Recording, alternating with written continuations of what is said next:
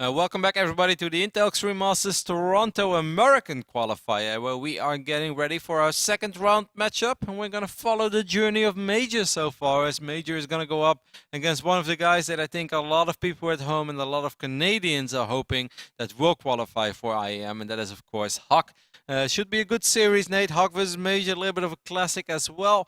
The last two times that I've casted these guys going up against each other was Red Bull Battlegrounds North America.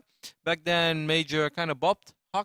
Yeah. No other way to say it. To say the least. MajOr's always had pretty good TVP. When I think about MajOr, I'm like, I've seen what Vosik has. He beat players like Oz. He's one of the guys that he's consistently solid.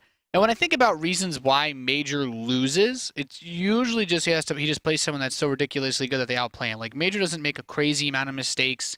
And I think in a series against HuK, I kind of want to favor MajOr, mostly because he can be a bit unpredictable in this matchup as well. I know he'll bust out a gas first build. I'm almost certain we'll see maybe one in this series. And that makes him a very difficult opponent to prepare against because you can't be greedy in certain ways that you could against different opponents. I couldn't agree more. The same can be said for HuK as well, though. HuK has also shown us a variety of PvT styles over the last few months, and I'm kind of digging his recent play styles in pretty much every single matchup. I've been as a Protoss player, like HuK has always been one of the guys that I followed the most and that I liked his style in the past. Of course, for a while, he was a little stubborn. We went over that so many times already, but it's really unfair to still compare HuK to the 2013 HuK that was just going for all those uninspiring gateway all-ins. He's not that player anymore, but this is still going to be a very tough best of 3 for him. But it would be great, though, because, of course, guys, if you make it far in the winner bracket, that also means that even if you eventually drop to the lower bracket, you skip out on basically like 2 series for every series you win in the winner bracket. Like, it works like that in a weird way. So if HuK wins this one, then he's already pretty deep in the tournament. Then you can say after this, he's just one best of 3 away from going all the way. Because if you make it to the winner bracket final, you're done. He's on the top side of the bracket, though, yet. So that means the winner of this series will most likely play against Polt, but that series will be for a qualification spot. Because there's 3 spots, this is actually a much shorter... this qualifier is much shorter than it seems when you look at it, because despite how many games there are... We don't play the winner bracket. Yeah, you don't have to play the winner bracket final, and there's no loser bracket final either. No. So it actually might be a short day. We're going to try to bring as many best of 3s to you guys as possible. It should still be an 8, 9, 10 best of 3 day for us, though. And we're really pumped for it. I can't wait to see which 3 players will represent this beautiful continent of ours, Nate. I feel like there's lots of people that want to see this guy in blue there, though. Yeah, I have a feeling as well. He's also representing the Evil Geniuses. Give it up for HuK. Well, you guys don't have to give it up for HuK, because you'll be all alone. Clapping in your room. Yeah, HuK. There's one guy out there. There's one guy out there. And then there's 10 guys that are clapping because I just said that. And some guys like, no, don't spite me. I'm gonna clap too. And now there's this one guy like, oh come on, they keep talking about it. Should I really clap here all alone by my PC? And then he looks to the left, he looks to the right. He's like, great, my mom's in the kitchen. He's like, go HuK. And then there's someone that just hasn't muted that's like listening to like some rock music. Over here on the right top side of the map, we have the Terran player hailing from Mexico. Of course, one force to be reckoned with as well. One of the strongest Terrans in our continent. Give it up for MajOr. Someone is like, shall I give it up for MajOr? I'm still all by myself. If you know what? I'm just gonna give it up for MajOr. Yeah! Someone is like ripping his Mexican flag off the wall and he's like waving it around, putting it around his neck, starts dancing circles in his room. He's like, yeah! That person gets really, really hyped for StarCraft then. There are people out there. If you're that guy, you need to come to, to the Intel Extreme Masters Toronto. Oh, well. We need you. I don't think that we're going to need that one guy. As the Canadian audience is so sick, Nate. It's actually... The last IEM that was in America at New York, we had some crazy flag bearers too. Yeah, I remember that, where Naniwa had a great run. Yeah. That was a great tournament as well. Naniwa in the final against Life. That was such a good tournament. I enjoyed that tournament a lot. There's been some good Intel Extreme Masters in North America. MajOr is going to get a reasonable scout off. He's decided to open up with a Reaper, which I'd say is the standard go-to 100% in this matchup at the moment. Yeah, pretty much. Unless, you want to do something crazy. You want to open up with a very quick mine drop. Sometimes, they skip the Reaper and they just try to get a factory down as soon as possible. But if you go for a 1 Rex fast expand, then 9 out of 10 times, unless you're happy, you will most likely open up with the Reaper. And as you guys can see, he's getting some bonus damage done. Oh, actually, that's a very quick Stalker as well. So I think that HuK is going to try to make his way across the map. Yeah, However, but there he is already a started a very, bunker. very fast bunker. I think moving the Zealot forward for HuK, like when you finish the Zealot like that, and you have it, when you try to move it out like that, I feel that kind of gives MajOr that impression. He's like, you know, maybe this is actually going to come a little bit sooner than I was expecting. So let me just get that bunker down before I add anything else. Because he doesn't need a lot of minerals for production since he's going for a factory. It's all about defending at this point. Are you feeling a Stargate follow-up? For some reason I have... I don't know. I feel like Stargate play is just so out of the current meta. He has the resources for it. Oh. Actually, it's funny you say that because Hostem is like going Stargate super often against Terran. Yeah, I don't know. It's just I just feel like I never see it that much except from like people that always do it. Like unless you always do Stargate, no one does it. That's a good point. Oh, Mothership Core. That would have been a really big pickup. Yep. Really don't want to lose 100 gas in this phase in the game, especially not as unnecessarily like that. However, good news for HuK is he will keep it alive, and he's going to go with the traditional opening in a way of what is most common right now, and that is going to be the 1-gate robo. Will most likely add 2 more gateways, unless he wants to go very greedy and he goes double forge before he adds gateways. Yeah, is he going to chrono out like a lot of observers fast? He has a lot of chrono banked. Is he going to go for his crazy immortal push he's done before? Yeah, I wouldn't be super shocked. We'll see. Okay. First thing is an observer has been chrono boosted out. The Reaper is going to try to make his way into the main, but it shouldn't really be very successful, especially not with the Sentry and the Mothership Core over here. But good news for MajOr. The Reaper is still alive for now, Nate. Yep. Well, Reaper's going to barely dodge Immortal. out. He scans the main and he sees that robotics facility. Yeah, but okay, he also saw the amount of chrono boost energy. I still think it's very hard to exactly identify what you're up against. Because that scan, like, what do you truly see? What is so special about this? Yeah, you see no forge. You could be like, hey, why you don't have forge? You know what I really like about HuK's build, though, is because of the way that MajOr's opening, whether or not HuK realizes, because he never actually scouted that it was a factory opening, but this probe's going to get picked off. However, the important thing about this is Stim is so late that Immortal-based armies are actually pretty okay, because he's only going to have Marines in a bunker, but... This is good though. This is really, really good. The 6. Okay, Probes is gonna kill it. Smart there by HuK. He saw the robotics facility being chrono boosted, but he didn't see an immortal. What I really like there is that HuK pulls the probes with the idea that he has something to hide. And if I was MajOr, also he saw this probe leave on the left side of the map that tried to leave and the Reaper picked it off. I do not think that MajOr is feeling an Immortal Sentry build. Like, I'd be very shocked. There is a medevac drop though on the left side of the map, Nate, and this main base is pretty damn exposed. HuK isn't feeling the Widow Mine drop. Nope. And he has only a single observer and they're all the way on the other side of the map. This is going to hurt. Bring the propane train. Oh, fuck. Oh my god, he gets the shot from distance. That was from downtown right there. Another Widow Mine's going to burrow on opposite sides of this Nexus. He wants to use the Hallucinated Phoenix to bait the shot out. It actually manages to hit the probe that just spawned. Yeah, that's some this high is level really play right there. this is The other really Widow Mine is still here. Its cooldown is off in 10 seconds. Where's the observer? It's not. He's making a new one. He's going to shoot it. The Immortal wants to soak it up. The Immortal's like, yeah, I'm a big boy. Okay. Whew, that could have been ugly. Phoenix can just go. Phoenix. Go Phoenix. Phoenix. Be the hero you need. Oh god. Pushes back the other mine. Okay. Kills the mine in the main. Either way, but he burned a lot of. He has no energy in his Mothership Core now. No, this is like super successful for MajOr. This has slowed HuK down so incredibly much, and even when Stim was late for MajOr, it's still going to be early, considering the fact that, you know, this has been so successful. There are 3 Immortals out on the map. If I was HuK, I really wouldn't go for this, but I think he's still going to try, which is a little stubborn, and I don't think it's going to be very successful. Now, MajOr doesn't have a crazy amount of units yet, but he has 3 bunkers, and yes, Immortals are very good against bunkers, but it doesn't mean that they don't help, because they do. And in the end, you know, more and more bio units are streaming down this ramp. There is even a Raven in the mix that could throw down a couple of, maybe a Seeker missile, but could also just drop down all the turrets to soak up some damage. Which would be very, even a PDD is an option. Yeah, Stim is almost done. I'd like to see a Seeker missile just for fun. Seeker missile, the Immortal. Hey man, the splash will get rid of the shields. Since it's spell damage, but he might. Auto turrets like okay, but Immortals are obviously very good against him because they're armored. However, that extra little bit of damage is working out very nicely.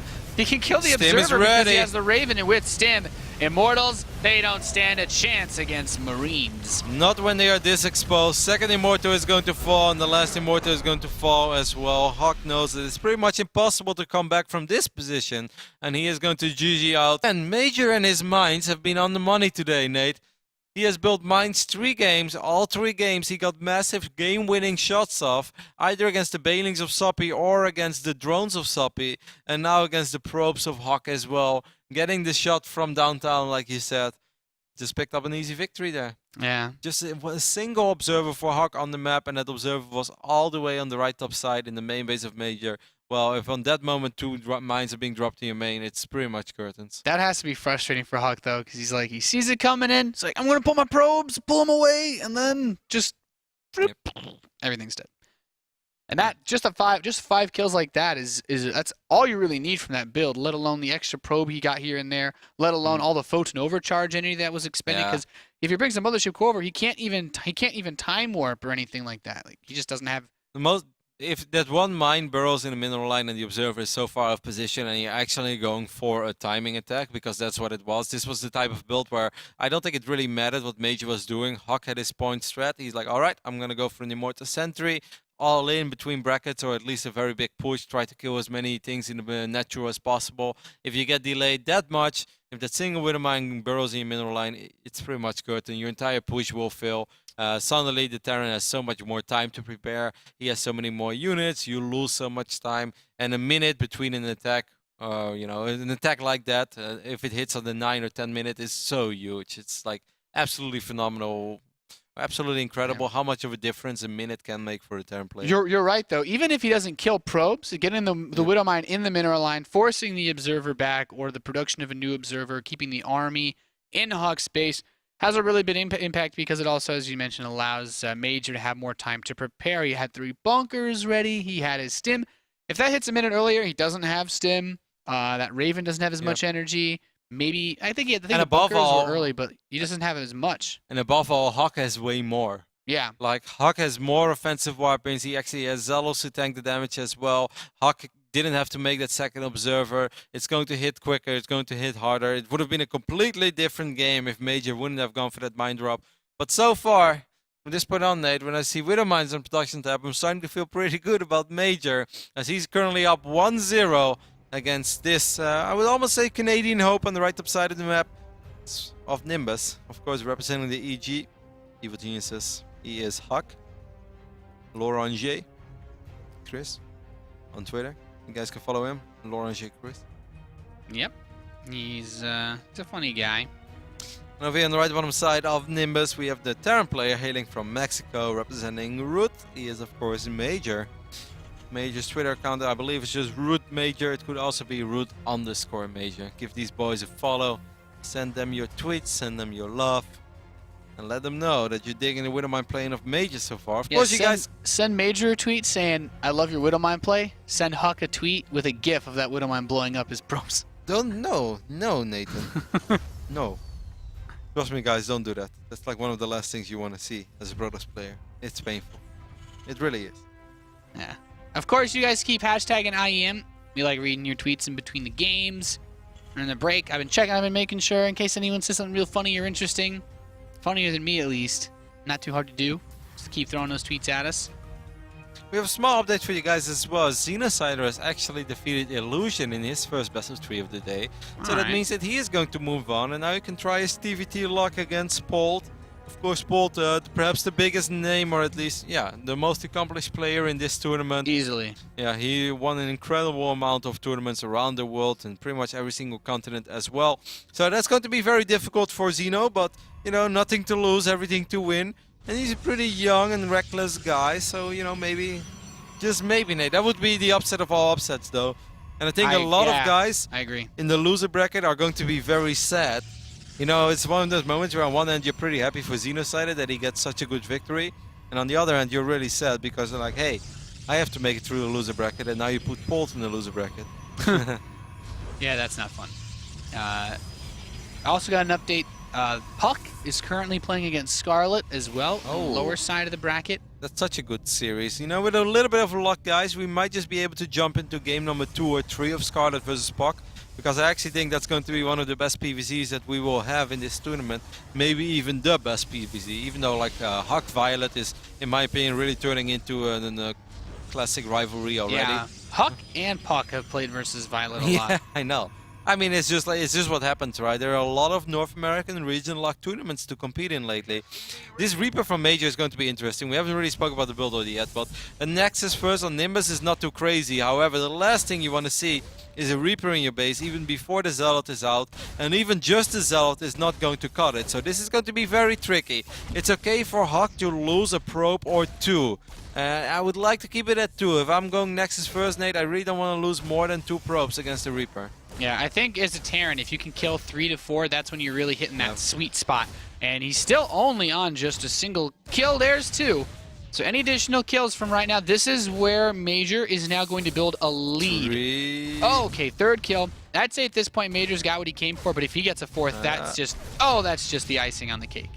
Reaper went into the main base of HuK immediately. He got unfortunate before, but this time he ran straight towards the right base. And obviously 4 probes, well, from this point on everything is back to normal. HuK going for the very economic opening with that Nexus first. You hope that you can get away with it and not lose too much. He lost a lot of mining time above all as well. Take a look at the work count now. It's still 25 against 21, so that looks sort of normal. And I mean, if you talk about why we would say 3 or 4 is a magic number, basically the second command center is so much later than the second Nexus of HuK that you don't quite have that second mule yet. Each mule is about the same income as 3 or 4 workers. Oh, this Zealot actually comes over here and does a bit of work. Zealot is going Rambo. Yeah. Got a Marine for his efforts, and above all, I think he got a little bit of a scout off. If he that would have been a good read. Would have squeezed 1 inch more southbound, he would have been able to see the factory, and that's the type of stuff that you really want to see as a Protoss player while playing PvT. In this phase in the game, I always want to know, Nate, if it's a 2 Rex, if it's a 3 Rex, or if I'm playing against a single Rex into a quick factory. Well, HuK panicking there a little bit, pulling his probes, but he's not going to lose more workers. Yeah. The Robo is the good follow-up though, he should still have an observer in time to deal with this very quick Widowmine play. Oh, actually, it's going to be very tight. Well, his unit count is going to be low too, though. That's really important to mention as well. He has enough energy for 1 photon overcharge by the time this drop comes. This is going to be tricky. He doesn't have an observer yet. He wipes in the fortune now as well. That medevac is making his way north as quick as possible. The Raven again is the follow-up for MajOr. Here we go, Nate. More Widowmine action. So far, the mines have been on the money. Will he get the shot off? Oh, no dice yet. He's going to try to move it around. And there's still potential to cause a lot of havoc here. Yeah, don't pull your probes to fight that. Or was it someone's like that did the math? It's not really. It's not actually possible for probes to kill a Widowmine as it's burrowing. Like you need. I wouldn't have tried that. It's a bit of a dicey move, to say the least. Good job there. HuK didn't forget about that second Widowmine, so he sends the observer there. But look at all the mining time he's up. using. Like his income is. Look at it. Like if you look at the income tab, like just for a short little bit, this completely paralyzes your MajOr income. is gonna absorb this shot. Took one for the team. Yeah, that's an interesting way of dealing with things. This MajOr is drunk. It's like one of those guys. And then you just keep your face straight. It's like, no, really didn't hurt too bad. But meanwhile, like face is like battered and bruised, nosebleed. It's like, I'm all right. Meanwhile, he only has 30 HP left. However, another fantastic drop for MajOr. Maybe he didn't kill, 5-6 probes with a single Widowmine this time, but the amount of mining time that was lost will definitely make up for it. He's gonna follow it up with 1 more drop. Like you already mentioned before, Nate, the unit count is pretty low, and I do not think we have another photon overcharge. Nope. He's waiting for Colossus. Like this single drop, if this drop had stim, it's a GG drop. Yeah. Stim is only halfway done though, and there is a photon cannon at this particular base, which is very nice because it's going to defend the probes at least a little bit. And yeah, he's going to attack the photon cannon, but that buys time as the rest of these units come up, and he's not even going to be able to kill that. So I'd say that's actually a reasonable hold for HuK, all things considering, but he doesn't really want to lose any more probes. Look at this factory. This is quite a cheeky factory from MajOr. You should just like land it and make a Widowmine. You know, I always think about how in like in StarCraft Brood War, like how he crashes the carrier into the overmind. You just crash the factory into the probe line, make it an AoE attack, and then you lose the factory. I have no idea what you're talking about right now, Nate. Just like Tassar, like crashes his carrier, like this badass giant carrier into the Overmind. Now no? I feel To like kill I'm it? you and I'm talking about Warcraft 3. Now I know how you Man. feel. Yeah, but this is at least StarCraft related. Yeah, well, Warcraft is StarCraft related. Come on. Yeah, it's just orcs in space, right? Yeah, exactly. Same thing, man. HuK wants to take They a third hold base. There's some units here from Major that say no. Force is gonna have to be on the money, and this is actually a very, very intimidating push. Do we have a Colossus? Yeah, there's one Colossus. He has okay. Stim, and he could also drop a point defense drone. Although, I feel like a Seeker Missile to make this army run back would be also reasonably comical. If there were 3 Marauders in this army, I think Major could just steam forward and win. But with a single Marauder, I won't recommend it. Raven takes a little bit of damage. He's going to Seeker Missile the Stalker, HuK.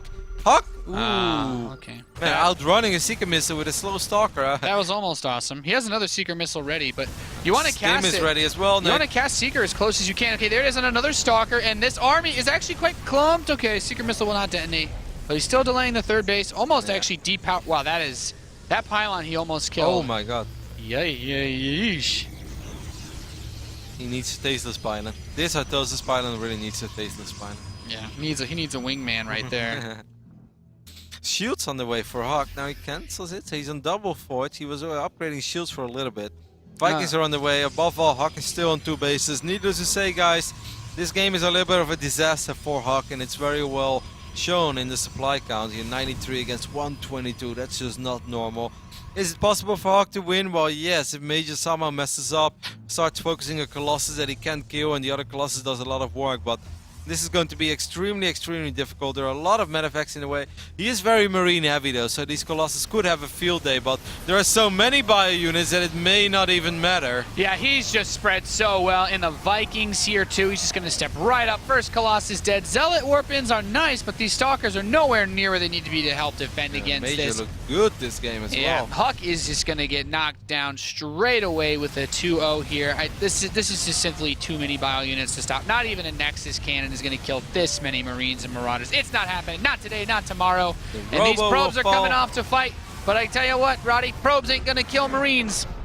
Man, no, they're not. Mothership Core is dead, and with that, the hopes of HuK making it through the winner bracket of this tournament will fall. However, of course, we have a loser bracket as well, so don't worry, all you Canadian fans and all you HuK fans out there. There's still a chance that HuK will qualify for the Intel Extreme Masters, and I still believe in it as well. But man, Major has looked very good. Now, Major had to play all 3 matchups already in this qualifier. He started off against Soppy, one of the strongest Zergs. Then he went up against HuK, one of the strongest Protoss players. And now in the next round, he's going to play against either Xenocider or Polt.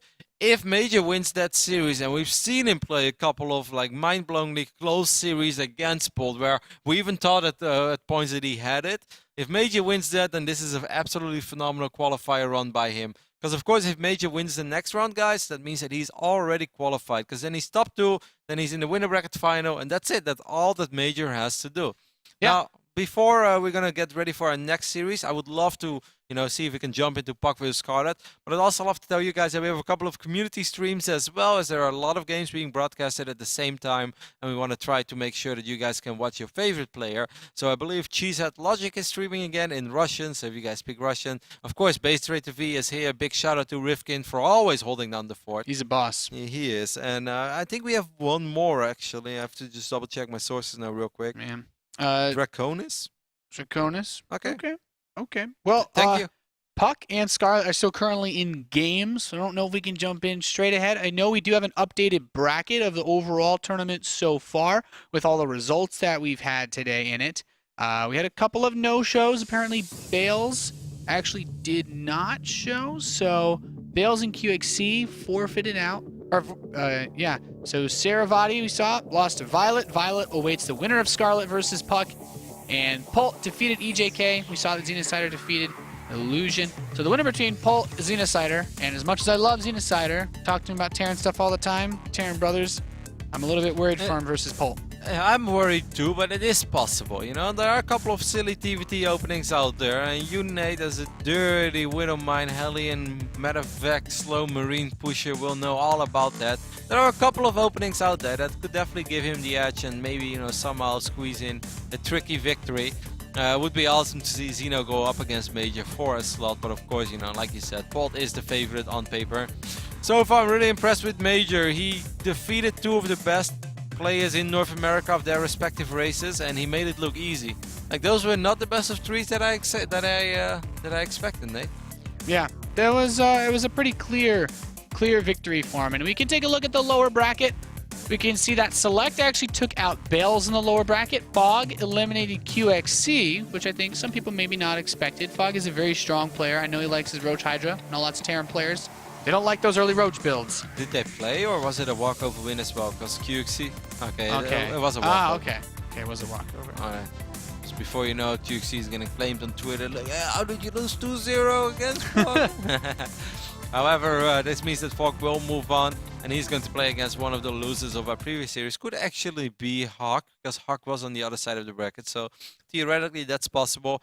Either way, we don't have a game yet, guys. So we're just gonna keep. We're gonna take a few minutes. Obviously, we're gonna try to broadcast both semifinals. Like I think this is something that has to be done, Nate. Yeah, I want we to should cast try to both. reach out to them about that. Yep, I want to cast both semifinals of the winner bracket, because the winners of that series will qualify for the Inductory Masters in Toronto. So I think those games are super important, and I want to play them one by one. After this, I'd say we'll just take a small break. We'll see what's ready, but I would love to jump into a PvT Scarlet series, because I think that's going to be awesome. Either way, stay tuned. We'll be right back with much more StarCraft 2 of the Inductory Masters qualifier for IEM Toronto.